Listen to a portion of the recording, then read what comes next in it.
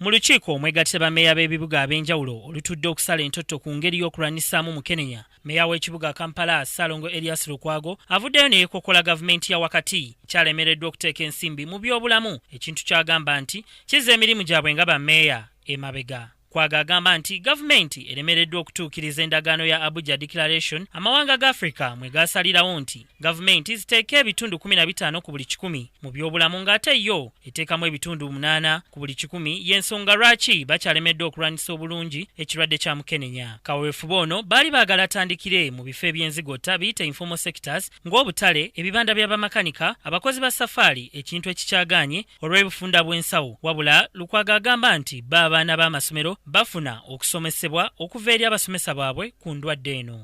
Kizibu okukwata ku bintu byonna ku areas zonna mu kaseera ke kamu.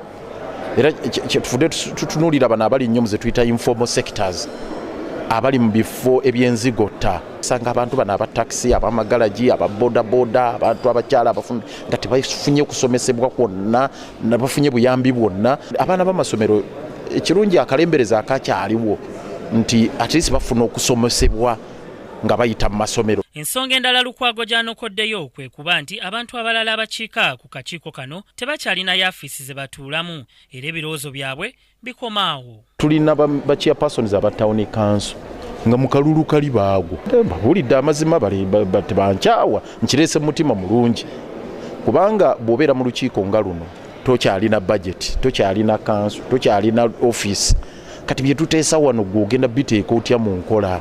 Patrick Bitatule atwala akakiiko kano agamba nti bannayuganda bangi beesuliddeyo ogwannaggamba ku ndwadde ya Mukenenya era asabye bammeeya wamu n'ebitongole ebinene nga banka n'ebyempuliziganya bajje bakwatize wamu okusobola okweŋŋaŋŋa Mukenenya. Bitatule ayongeddeko nti omuwendo gwa bannayuganda abafa Mukenenya gusse okuva ku 3.5 okudda ku 2 gwagamba nti nagwo gukyali waggulu nnyo. Ensonga ya AIDS, HIV, ensonga eyo tuludde nayo kati myaka kumpi 3 naye tugirwanyisiza kati kumpi mtwala abantu abafa buli mwaka kati bakendedde twali tufiirwa abantu nga 350,000 naye kati tufiirwa abantu ng'emitwalo 2 naye namba nayo nene nnyo.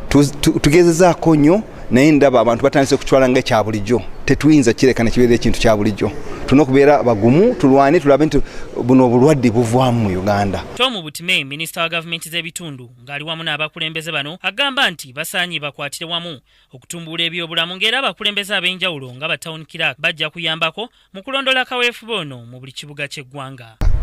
Tulina permanent secretary, tulina chief administrative officers, tulina ba town clerks abo babeera mu bifo mu districts ne mu town councils. Abo fe tubakulira Ministry of Local Government yekulira abo abakozi. N'olweke tubabuulidde, tubawandiikidde, tulowooza bajja kukola kye tugamba bakole. Senyonga Beka Mulinde, Kingdom TV, amalindirire. This is Kingdom TV.